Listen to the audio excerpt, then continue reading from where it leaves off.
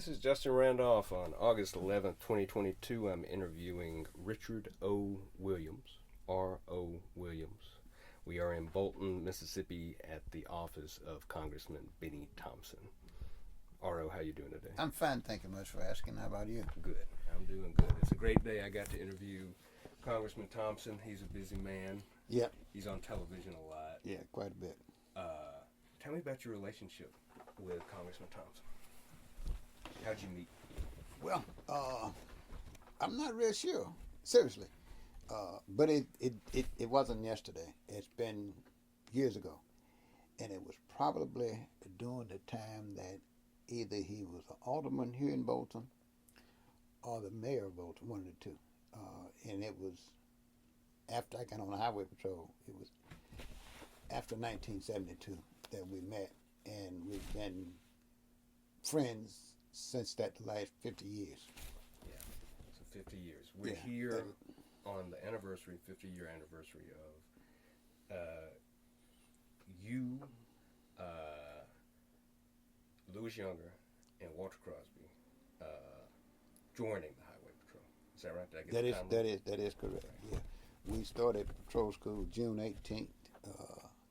June 18th, 1972, which was Father's Day.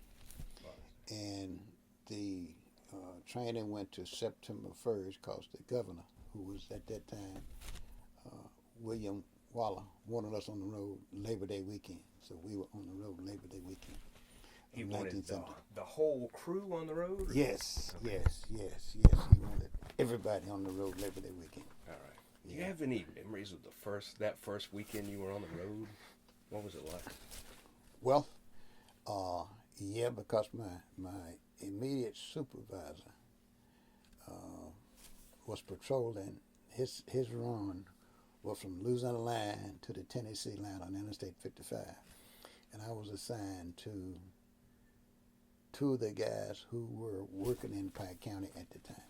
Because my first assignment was driver's license. It was not enforcement.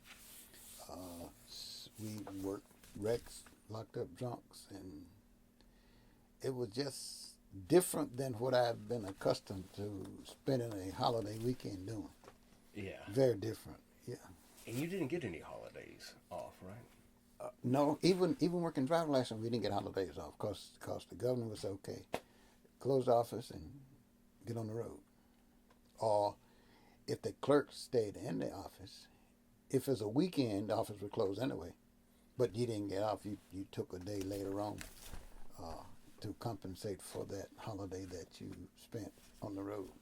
Okay. Yeah. All right. So you got a holiday, just not on the holiday. Just not on the holiday, no. All right. And now holidays roll around, they don't really seem that important to me because I'm not used to celebrating them, you know. Yeah. In the conventional way, I guess is a good term. Yeah. That's right. Wow, that's funny. Okay. Well, so you've just signed our interview agreement. You consent to this interview and to be recorded. Is that right? Yeah, that's correct. Yes. All right. And you don't mind if the notes from our first interview after a Passover with yourself are included in that interview? No problem at all. Okay. Perfect. That interview we did has a lot of information about your backstory, so we won't necessarily dwell on that. But I'm wondering if you can tell me the first time you knew you wanted to be a law enforcement officer. Well, I'm not really sure if there is a first time I wanted to be. But what was happening is I really wanted to go in the military. But I didn't want to go in the military as a buck private. I wanted to do something different than that. I wanted to really fly, to be a pilot. But that didn't happen. And when the announcement came out about the Highway Patrol accepting applicants, I put my application in. Let's see what's going to happen. And I ended up in troop school. And I guess we started June 18th. A hot Sunday afternoon, sweltering heat. Oh, it was hot. we started with, I think, 52 cadets, and out of that 52, 32 of us were actually sworn in as troopers several months later. September 1st, I think it's September 1st. Okay. So, you know, I think you're the second person I talked to who wanted to be a pilot. Really? Yeah, specifically wanted to be a pilot. What did you know about Vietnam when you were making this decision? That it was a long drawn out fight, and that France had been there first before us, and de Gaulle got mad with Eisenhower because he would, I think that's right, because he wouldn't send any troops over. So when France left, we ended up there as advisors without weapons in Vietnam, and the killing started, you know. And then we were armed and could only fire if we were fired upon. If we weren't fired upon, then don't fire. And from that to the draft, it was a lottery type draft system that they used to bring young men into the military at that point. But I knew I didn't want to. If I was going, I didn't want to be on the ground. I knew that because a lot of stuff was happening on the ground. Yeah. On the ground. Did you have people coming home? So remind me, were you living in like around Utica at this time? No, I was in Pike County. Okay. I was in Pike County up until I went to Utica in '68. Okay. 2 years at Utica, and then from Utica to Tougaloo, and then back to Pike County, and then to the Highway Patrol. All right. Yeah. So you're living in Pike County. Mm-hmm. Folks coming back and talking about Vietnam that you know? And some come back this kill in action, as well as some that I had opportunity to meet, who had been and back, because that war, if I'm remembering, started, well, actually our involvement was in, I think, 56 or so, up until it ended in sometime in the mid-70s, and I can't remember exactly what year it actually ended. But I had a brother who went to Vietnam, and I'm thinking '66. He was stationed at Cu Chi, and then I had another brother who was in Germany who volunteered to go, but they didn't send him, and a brother who was an airman who ended up in, I'm thinking Cambodia or somewhere, or maybe Thailand, somewhere close to in that area. So not only your community, your family was fighting Vietnam. Yeah, and exactly. just generally in military. Mm-hmm. Out of 11, 4 of us didn't go to military. And I was one of those. My sister didn't go, and the 2 older brothers did not go, but everybody else did their stint in either Army, the Air Force, the Navy, or the Marines. All right, let's go back to that sweltering day in June of 1972.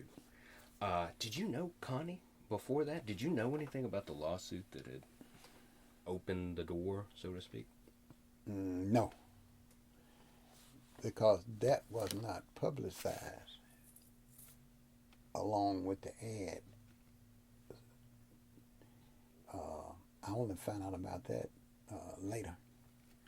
And I don't remember how we met, but I'm glad we did, because she has been an inspiration to me.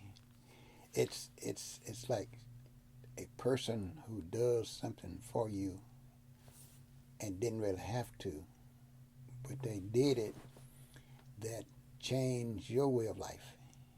Not only for you, but for your family and others that came or that was coming after you.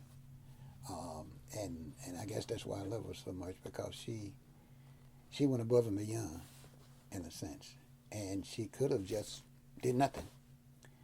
But she decided to test the waters, and it worked for us.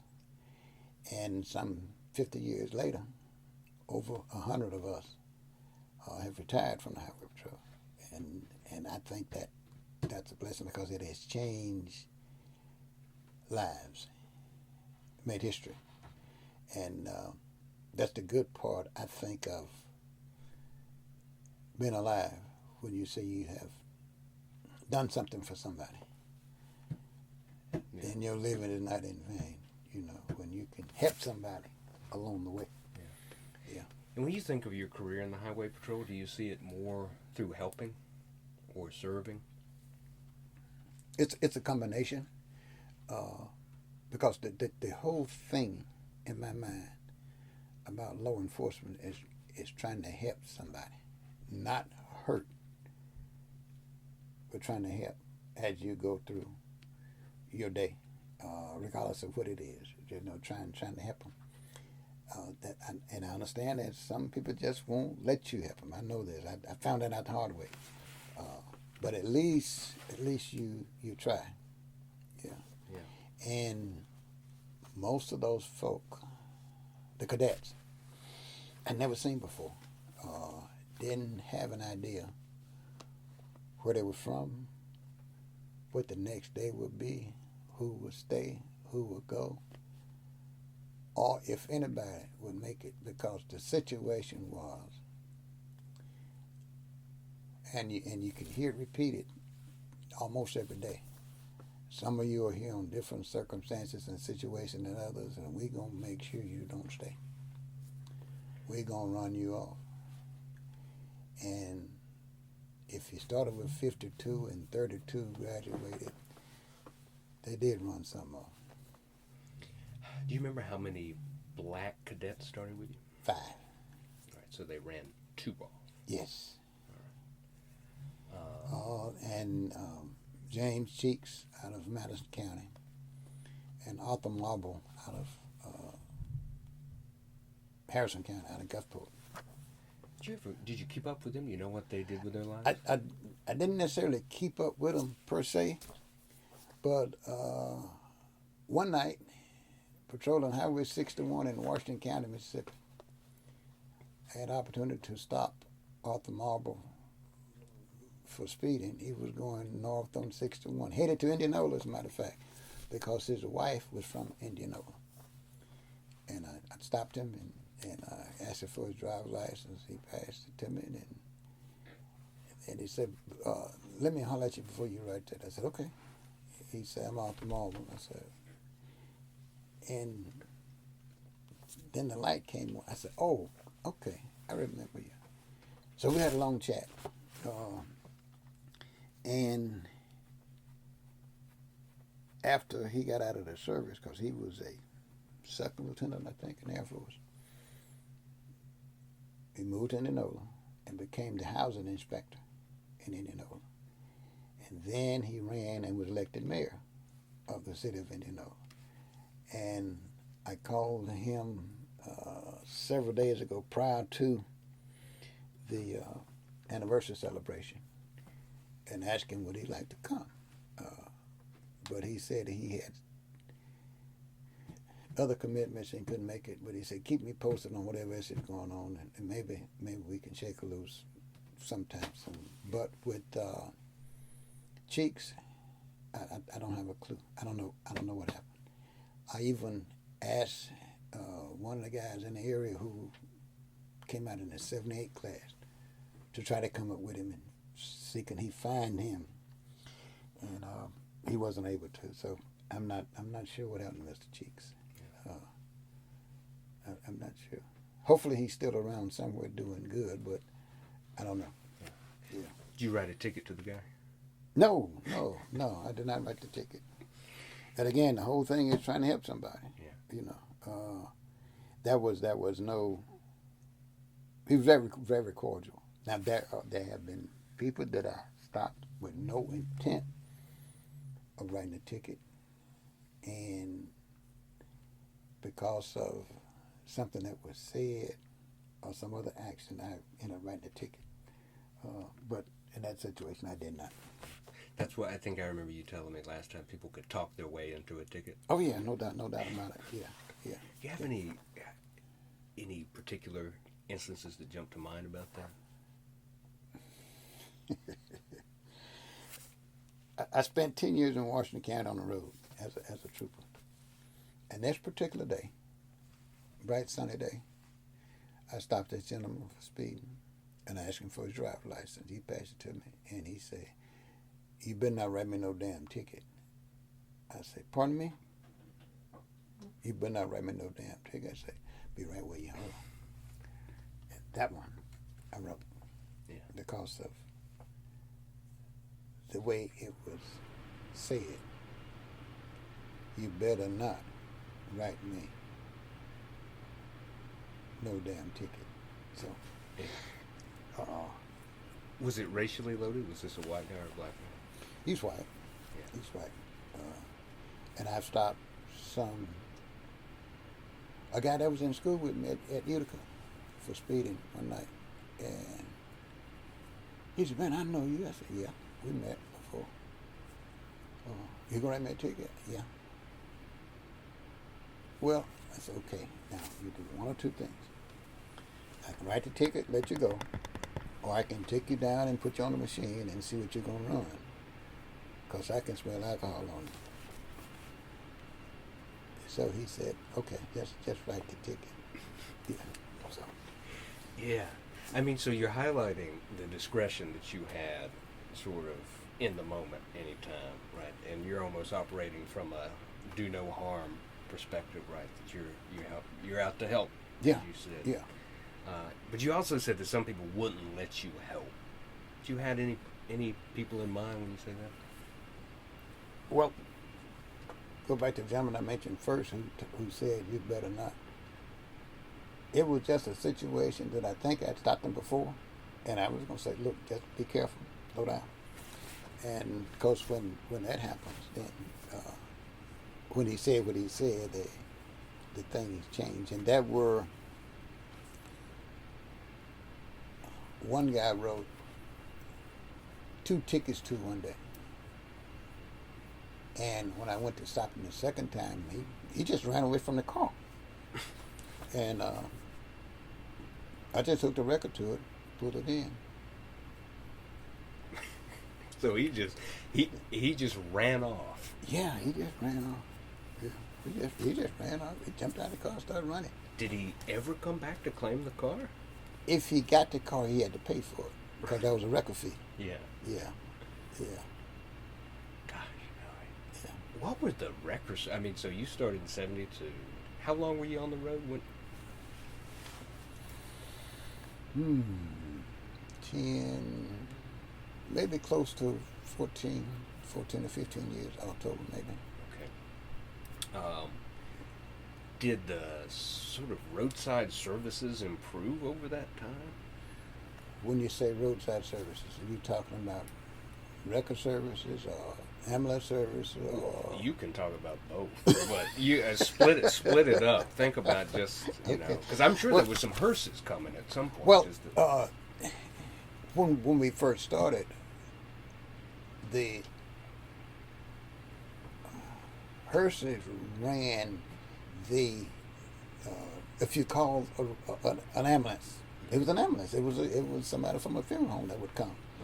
Right. And then it went to the emergency medical that they use now, which has improved drastically over the years.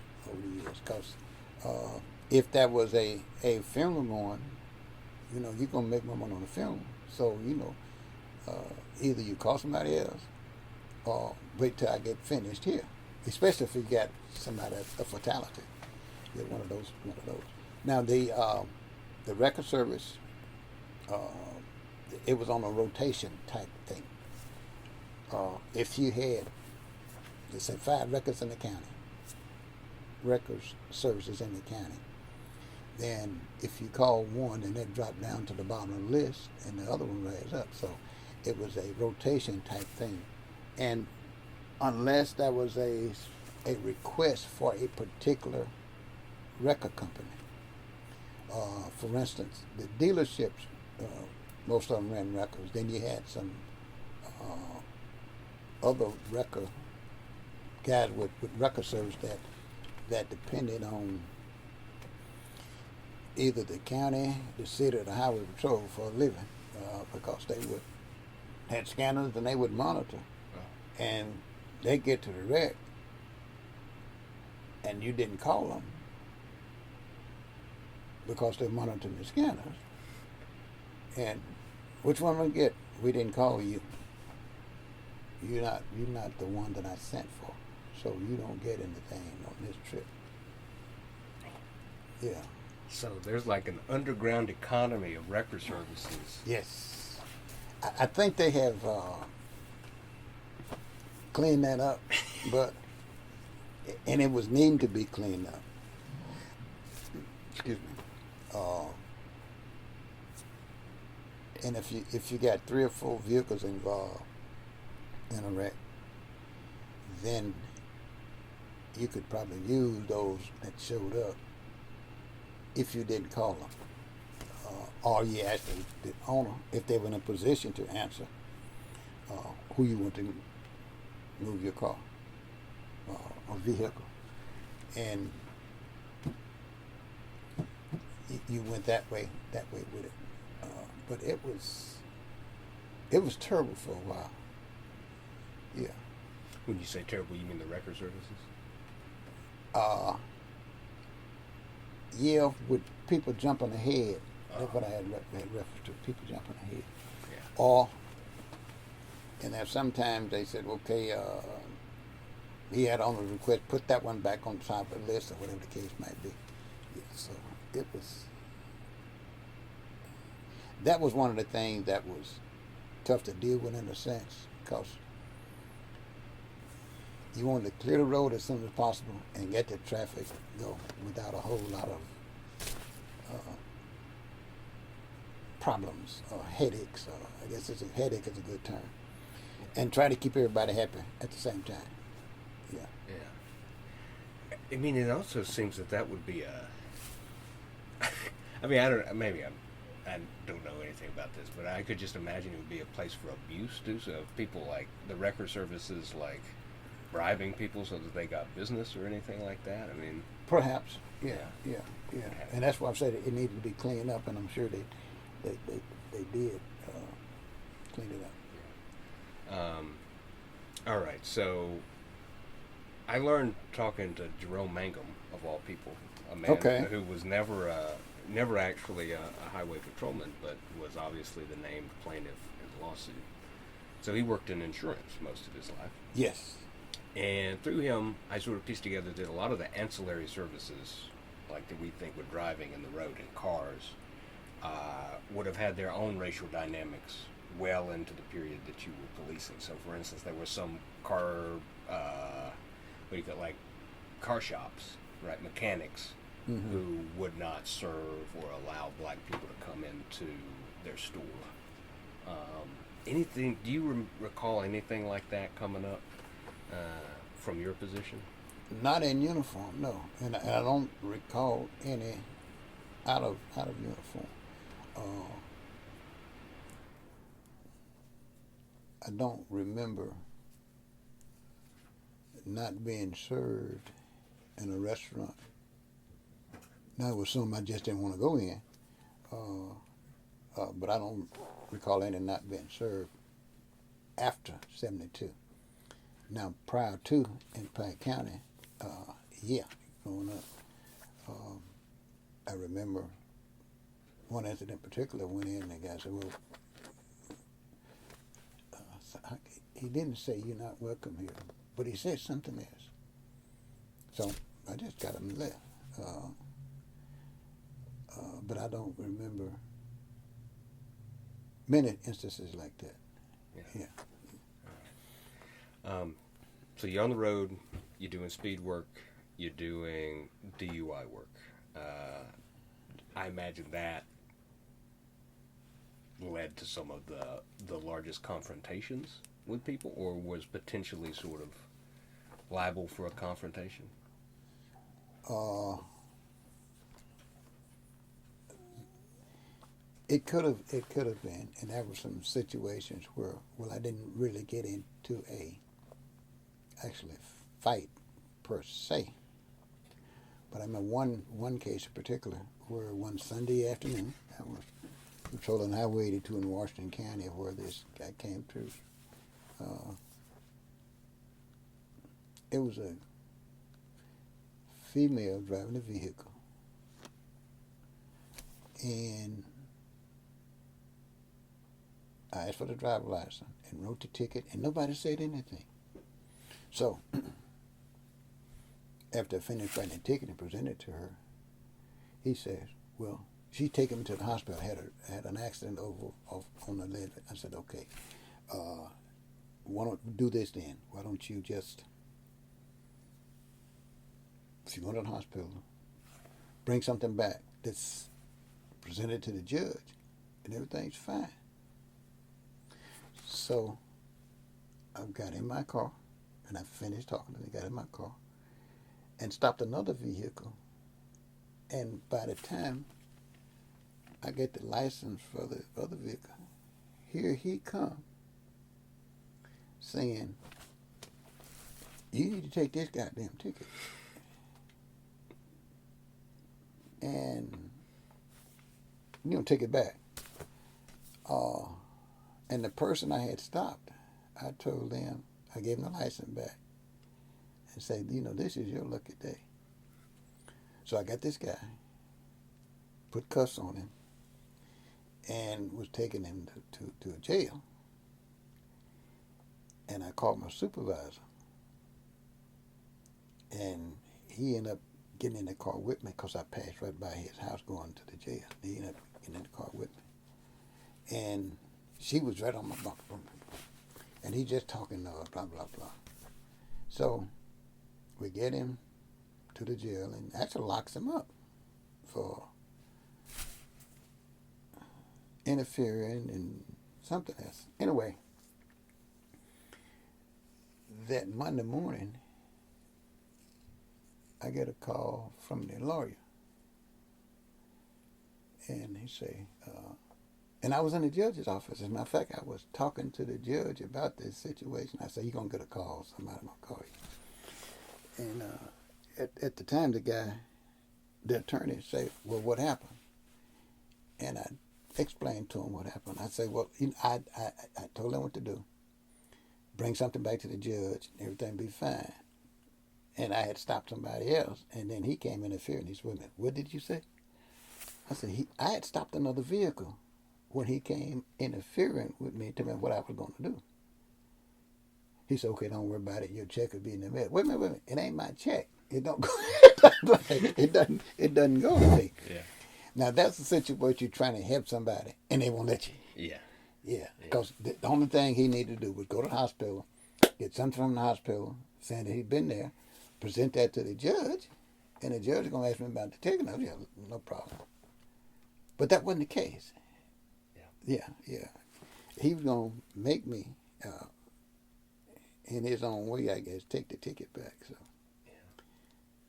it gets crazy sometimes. So anytime you stop somebody and you thought they were drinking, I imagine the technology has changed over time. So originally it would have just been, you smell alcohol. Is that how it would go? Yeah, and then they came up with the little handheld intoxilizers where you could blow in depending on what that particular instrument read. You take them down and put them on the bigger machine and instrument to see actually what it was. Because .10 was the level of intoxication, which we call driving under the influence. Mm-hmm. And initially had two different charges: driving under influence and driving while intoxicated. But then they went back to just one charge, under the influence, a DUI. And it was the level .10. And then if you get higher than that, it was a DWI. I see. Yeah. Well, that's good to know. Yeah. And you had to. Prior to that, it just if you smell something, you take them down, lock them up. But then that sort of put a percentage or level of intoxication in a sense. If you were less than 0.10, that means you could still operate a vehicle successfully. But 10 and above, and what happened in some cases is that the body through it sort of detoxifies itself over a rate of time, and depending on if he ran 0.10 on the road, 30 minutes later, he may be below that particular threshold point. Yeah. So you just let him go. All right. So if between the initial handheld thing and the more legit instrument. Yeah, the bigger instrument, yeah. Okay. That was a situation where I stopped the guy from the adjoining county, Sunflower County, locked him up. I get back out on the road, and here you come again. So I stopped him again. And I say, didn't I just lock you up? Yeah, but they turned me loose. I said, okay, all right, that's fine. But we going back. So I called the guy. Now, what happened is somebody was supposed to come get him and take him. He wasn't supposed to be driving. But he talked the guy into letting him drive his car. Okay? So that was two cars running together. So he can't keep that one straight. So that's when I pulled him over. And the guy said, well, they just let me. I said, well, why are you letting him drive if they did him that favor? So then the guy who was a deputy sheriff with the county, who allowed this to happen, I called him. He said, where is he? I say, on 82 East. Don't move. No, I'm gonna take him to the jail. If you got something with him, you can do that after we get to the jail. After we get to the jail. Yeah, and that was again somebody that you're trying to help. Yeah. But won't let you. So not. with 2 DUIs in the same night. Why you do that? Well, that's his fault. Yeah. Well, I mean, but you raise a great question about. So the state police is always functioning, dependent on local jurisdictions, right? Whether it's the justice court, justice of peace, the jail, right? Yeah. Like there is no jail. There is no highway patrol jail. No. Right? So you're always it's the county. You're assigned to a particular county with a stretch of road, and you almost have to get along with the county, with the sheriff and his posse or his group as such. Yeah. And most of the time it works well. Yeah, most of the time it works well. Or if the city got a better jail than the county, then you use the city jail. But again, it's the local folk, because with the sheriff being the chief law enforcement officer of the county, it's his county anyway. People elected him to serve. And it makes sense to me, and I guess to others too, to get along with that particular agency, because you don't know when you're going to need some help. You mean in like backup? Like Yes. Okay. When you get yourself in a situation where you need some more firepower or whatever it is you need. Yeah. Were there some counties harder to work with than others? Probably so, but I've never had that situation happen to me. And I've worked the road in Washington County and worked the road in Hinds County. And those are only two counties I really worked the road in. Okay. Yeah. And I made it a point to try to get along with somebody. Yeah. When you say somebody, you mean maybe not everybody in the office, but somebody. Yeah. Right. All right. Sounds like, yeah. I mean, so you're in County around Clarksdale. No. That's further south. 82 runs across about just north of here, right across out of Arkansas Yeah. into Alabama. Coahoma County is further north, about Right. 75 miles north, closer to the Memphis area. Is it Greenville? Is that the Greenville. Okay, Greenville. that's my apology. Greenville. I got the two Greenville. mixed up. Okay. They have a black sheriff when you were working there? No, not when I was there. He didn't get elected to. I'm thinking I had probably retired when he got elected sheriff. Yeah. Oh. I'm sorry to bother, but I'm leaving. Y'all might want to get a little air out here. All right. Okay. Thank you. Thanks. Yeah. Um, Okay. did it make a difference that these local governments or these local law enforcement operations took longer to desegregate? Did it impact your job or your work life at all? No. So you didn't get any pushback from... No. It was almost as if, wow, what took them so long? Yeah. Especially the river counties, because you had black police officers in the river counties. Vicksburg, Natchez, Greenville, Clarksdale, all of the river counties. Did those forces desegregated about the same time that the patrol did? Prior to, yeah. Any idea how far prior to? Some of them in the 60s. Okay. Yeah.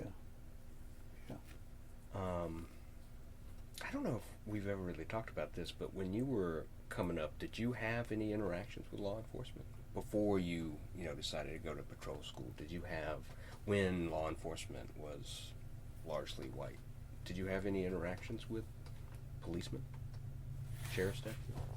When you say interactions now, that was a driver license examiner.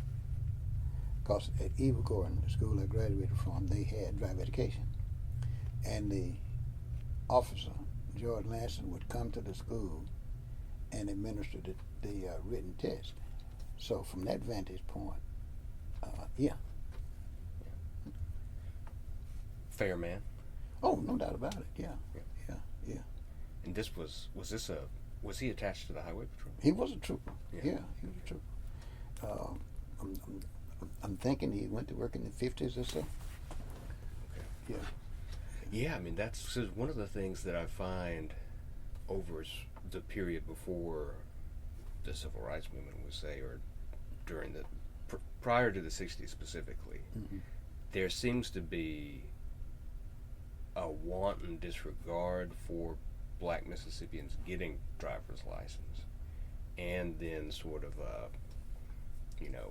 it's tough to get one if you try, but it doesn't sound like that's. I mean, they're going and signing people up. Yeah, and you're talking teenage drivers. Yeah. Your parent had to sign for you, but you're doing it with teenage drivers. And I'm thinking the driver's license at that time was 50 cents. Okay. I think mine was $1.25 when I got mine. Are you saying that you had to pay more? $1.25. It sort of went up. The license was the same, period, except a commercial license. But a regular driver's license, some sort of 50 cents. And what they do, can you drive? Yeah, and they just write you out a little slip and take your 50 cents, and you got your driver's license. Okay. All right. And then it went to the testing thing to put, I guess, better drivers on the road. If you didn't have a simulator to train in, then you train in a car. Mm-hmm. But the driver education instructor had a brake on his side where he can stop if you were not. Yeah. So and when it come around to me, when my age group got a license, it was $1.50. Okay. And my number is 001. So you were the very first. No, you got some OOOs, but you start. I think it's what 9 digits maybe.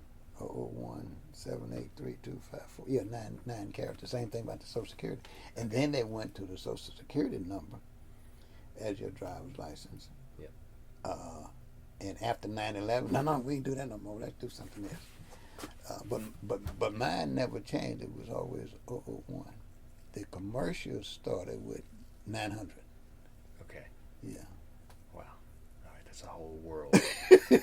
Yeah, because you worked in the driver's license. Yeah, and I didn't want to leave driver's license, but Well, tell me about that. Why didn't you want to leave? why didn't I want to leave? Yeah. Well, first of all, you had a 8 to 5, 5 days a week, weekends and holidays off. There's Yeah. So a much better job. much better job, yeah, with the same pay. With the exact same. So you were a uniformed trooper working at the office. Yes. Okay. Yeah. I learned about all that from Lula, actually. Yeah. Okay. Yeah, but that was it. And some people, the only experience they have with a trooper would have been getting a driver's license. Yeah. And if there are other no violations, no records, or no roadblocks, anything, and roadblock in my opinion, it's not necessarily a run-in. It just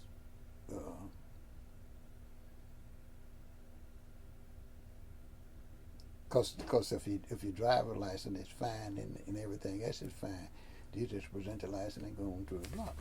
So yeah, it's not a infraction in a sense. Yeah. Right. Okay. Do you ever have to do any sort of drug enforcement other than alcohol? I mean, alcohol is technically a drug. Any sort of drug enforcement? No. And I didn't want to know those folk that did, because I didn't want to be accused of blowing their cover. Okay. Yeah. So you're talking about undercover sort of narcotics officers. Yeah. And initially, that's the way it started off. You had the Bureau of Narcotics was organized within the Highway Patrol, and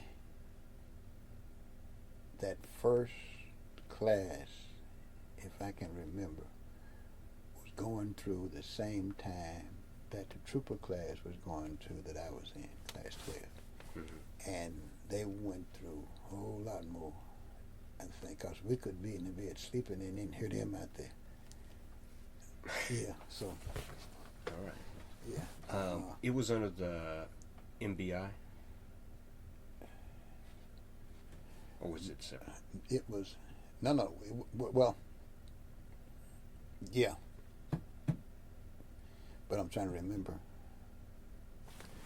the exact term they use.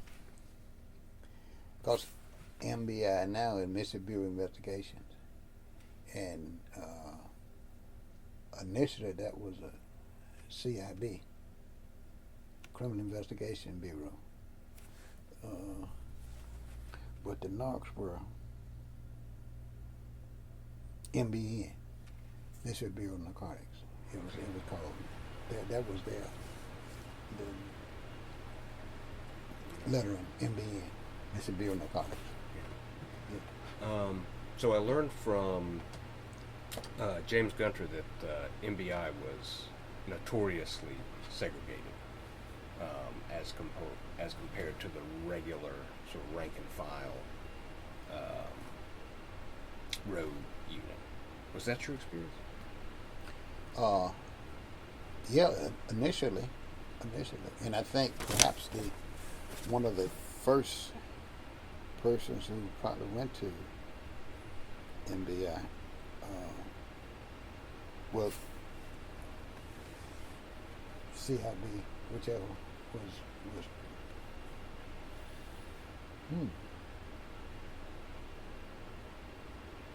probably was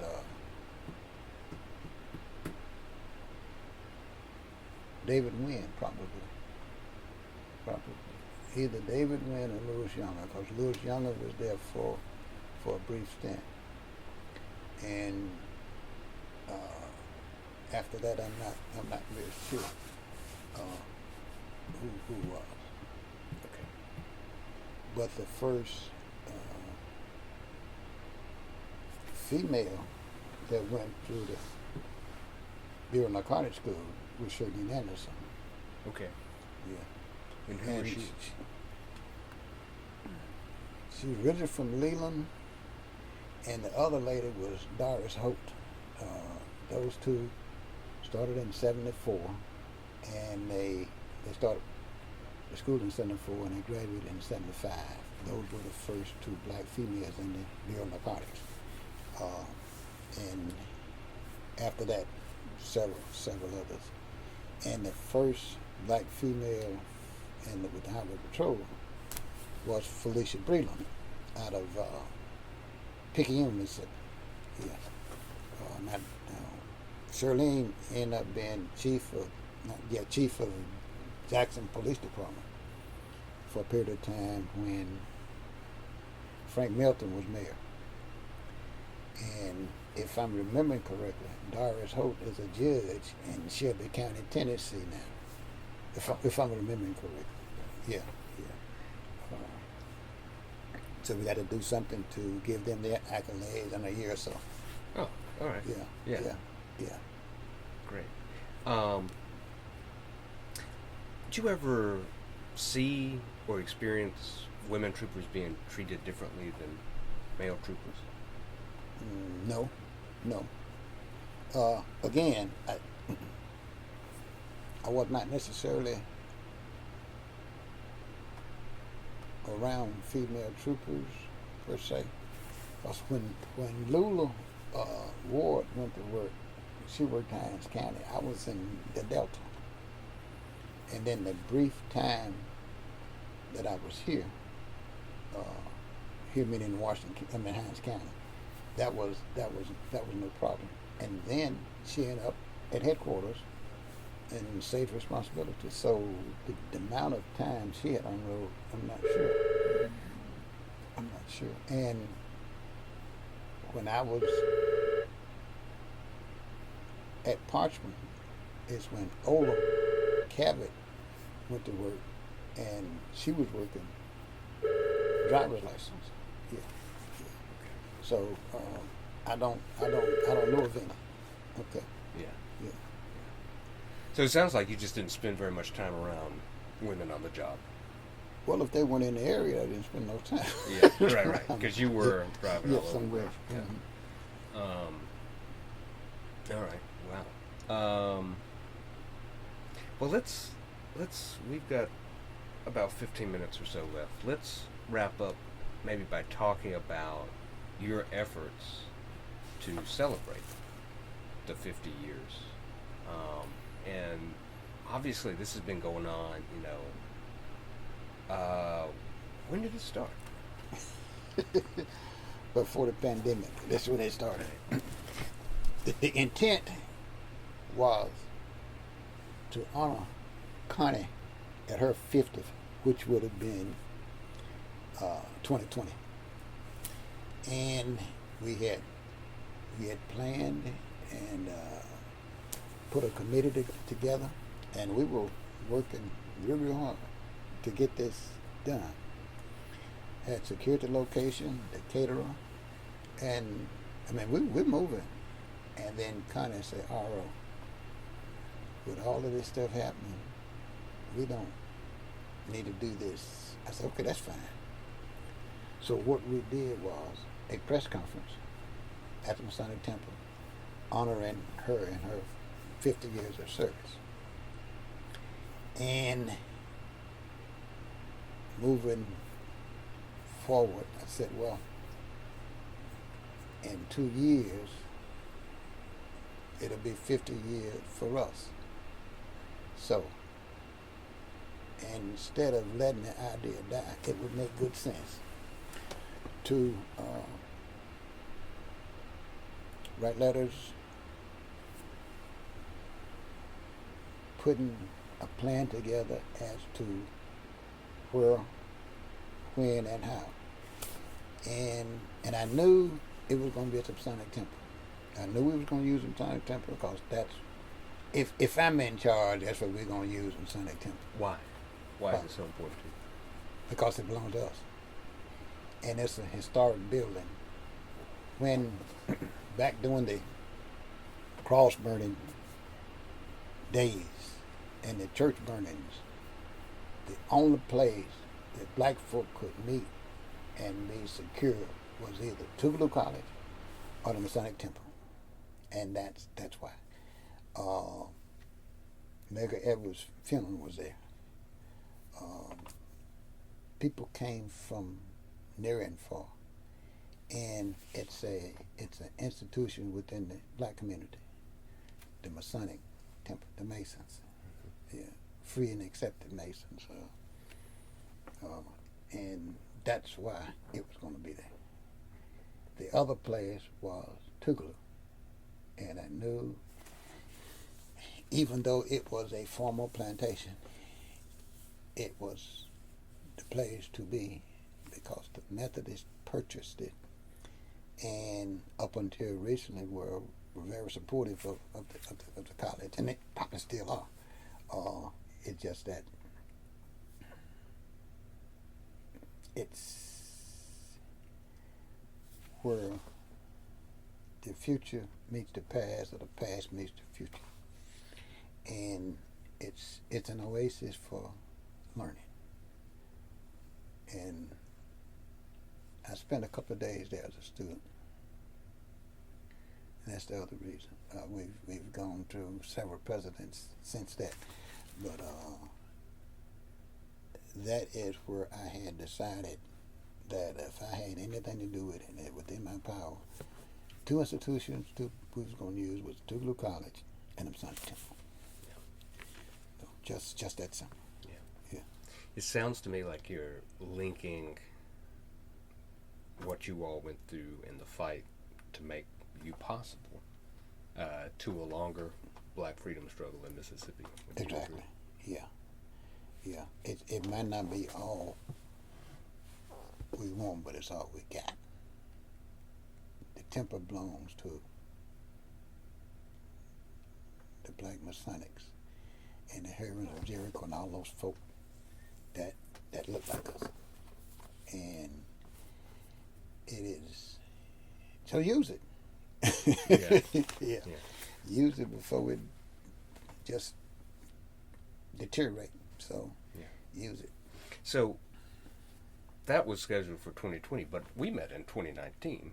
And it sounds like maybe sometime in the 90s you all started getting together with Connie. Is that right? Do I have that right? I'm not sure when it was. Yeah. But it's been over the years.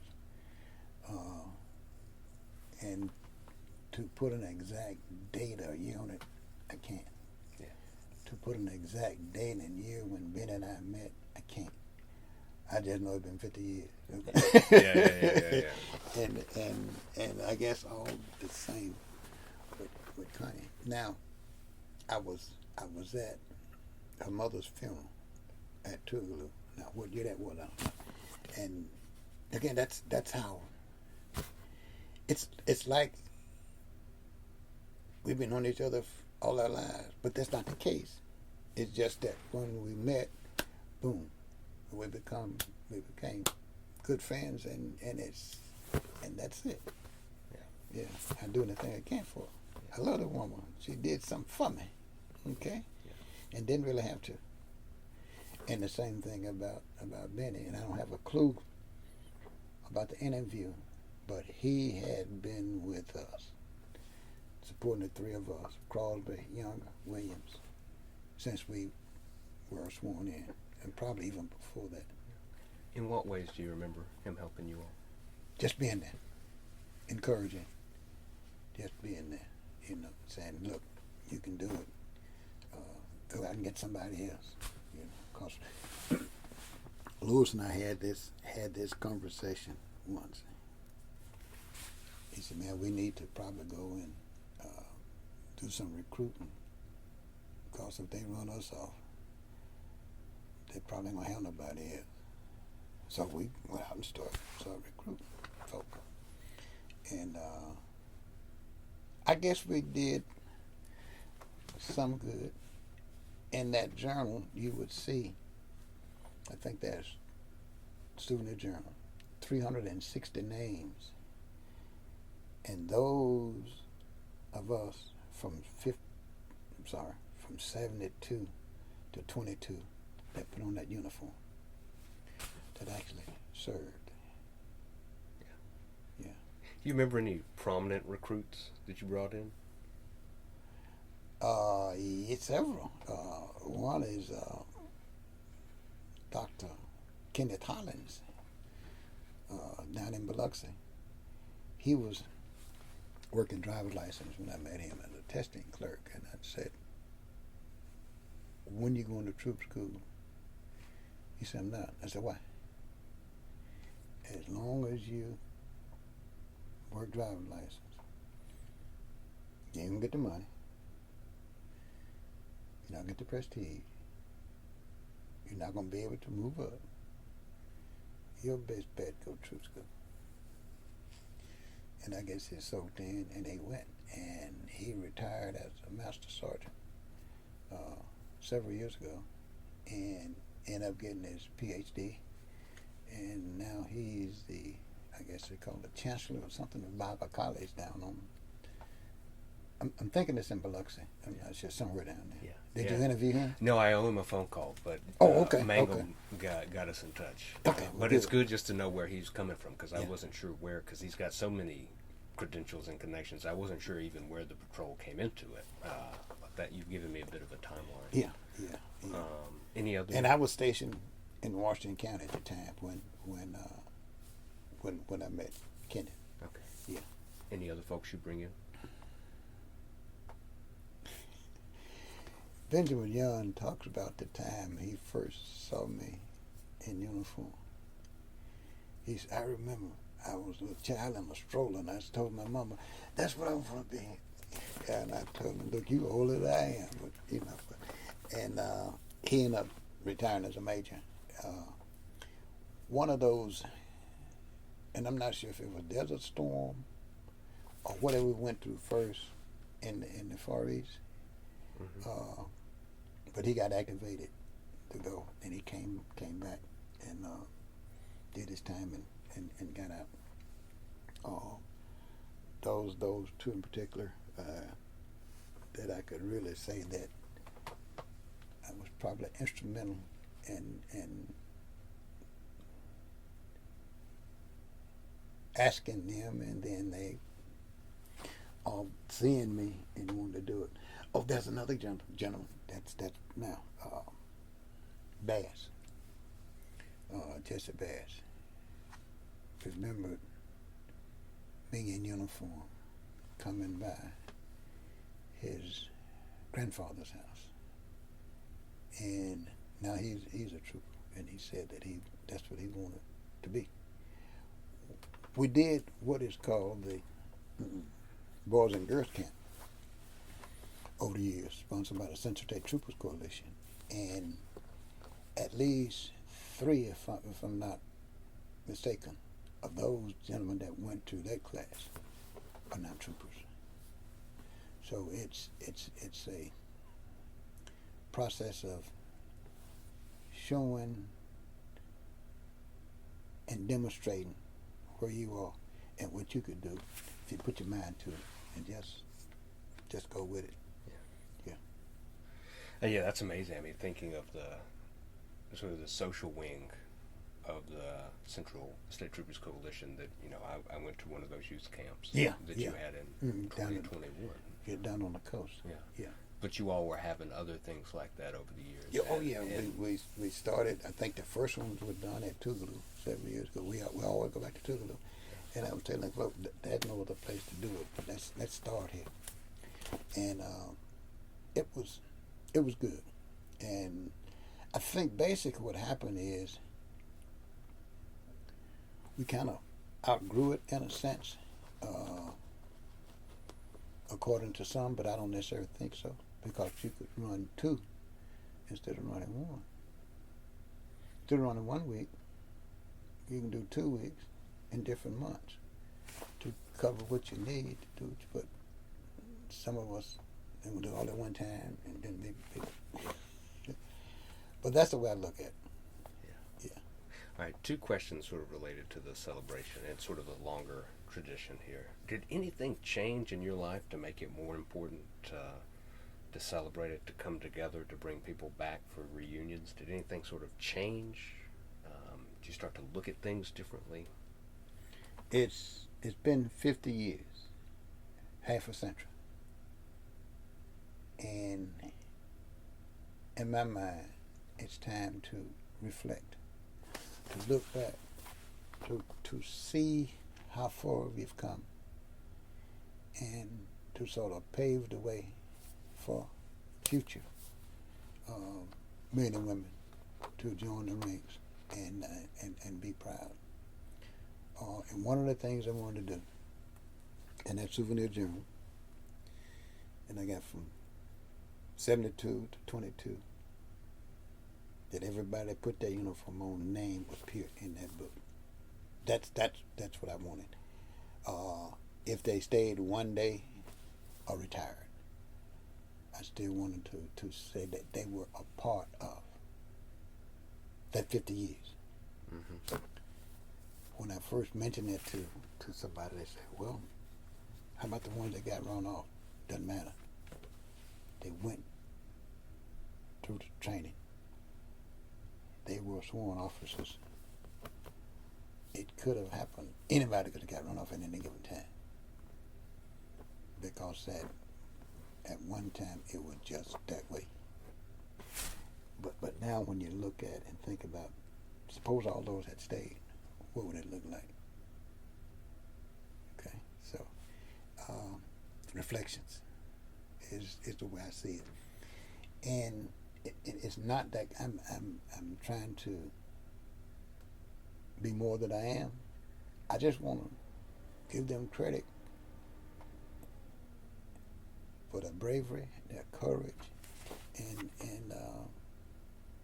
to try and to just to want to be. Even though where they probably end up being and also ran, but at least they ran. Yeah. And some of those guys gave all they had. We've had a couple get killed with the boots on.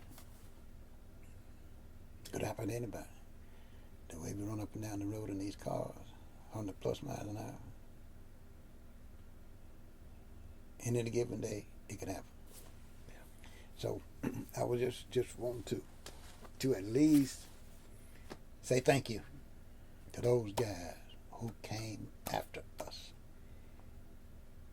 and ladies who came after us, to say thank you for going through it, putting forth the effort.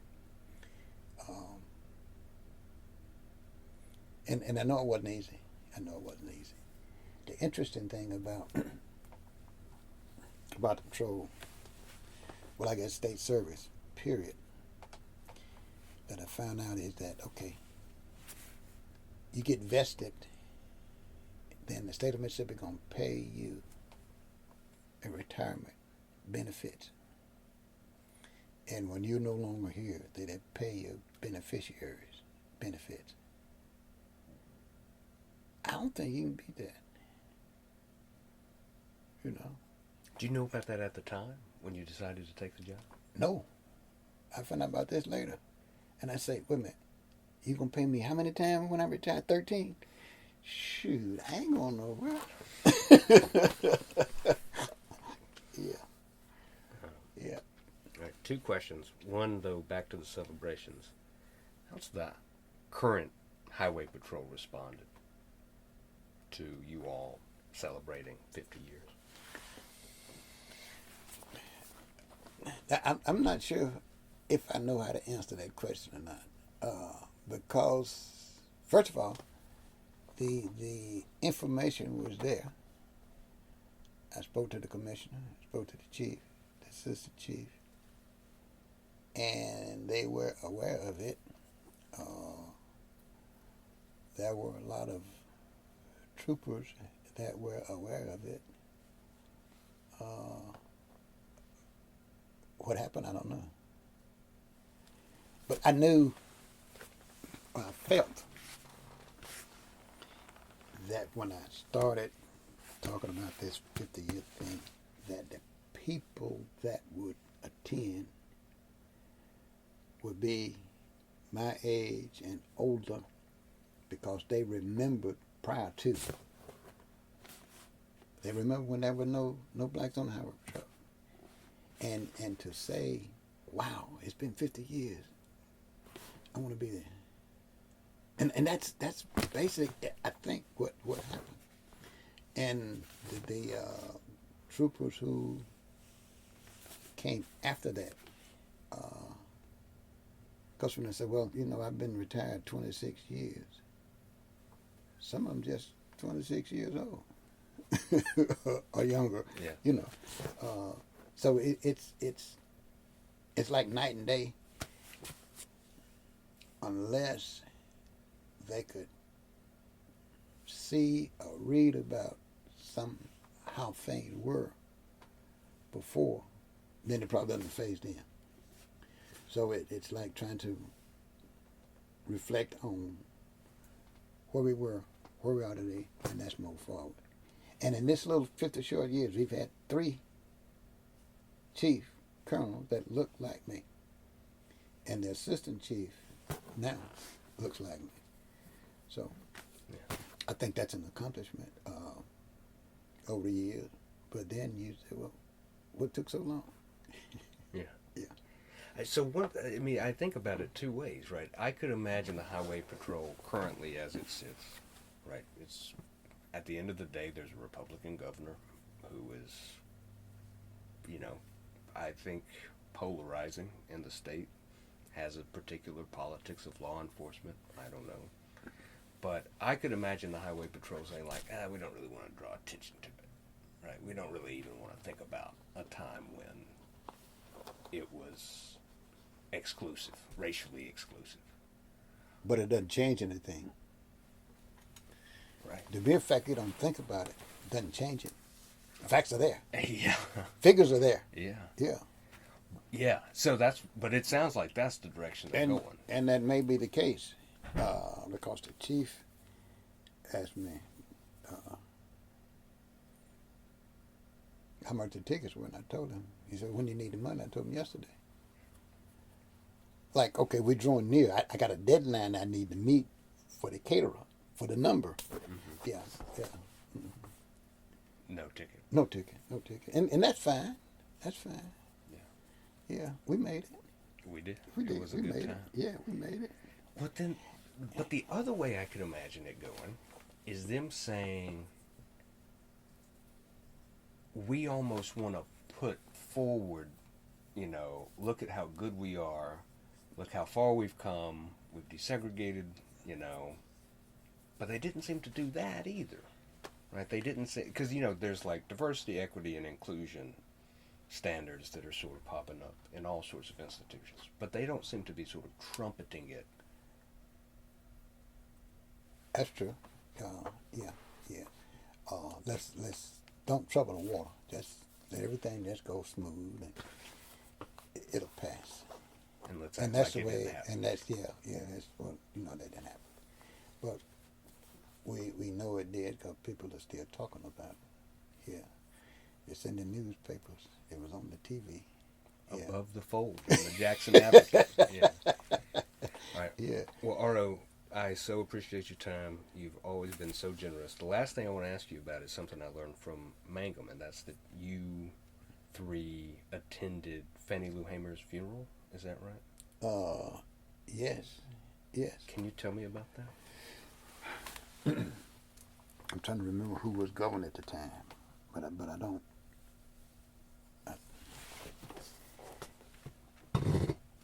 The funeral was in Ruleville, Mississippi, and the 3 of us were there. As a matter of fact, Andrew Young, who was a UN ambassador at the time, did the eulogy.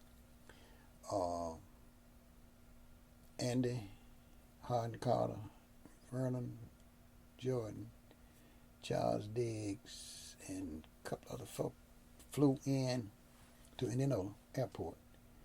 Claus and I picked them up and carried them there to the church and back.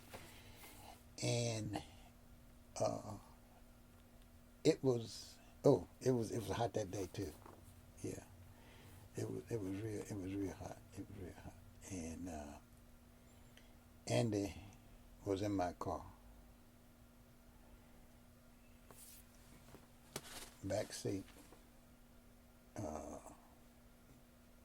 passenger side near the window, even near the window. And his statement was, I've been in and out of Mississippi for 20 years. White folks been trying to kill me in Mississippi for 20 years. And today, they put me with two niggas, damn thing gonna do it in 20 minutes.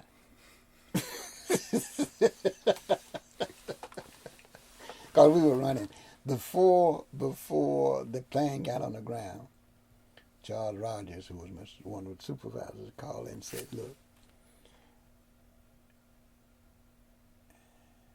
he said, what's your status? I said, the plane hadn't landed. As soon as it landed, bring them on.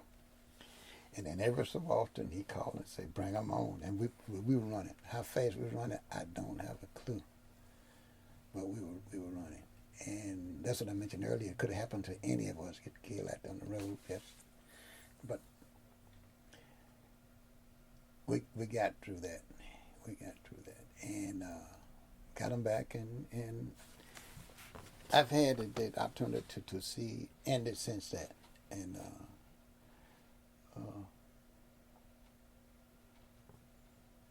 I'd almost forgotten about that. Yeah, but it's been. We've had some good times and some difficult times, but we're still moving forward, trying to make amends and recruit some more folk and get the job done. R.O. Williams. Yes. Thank you for your time. All right, we appreciate you.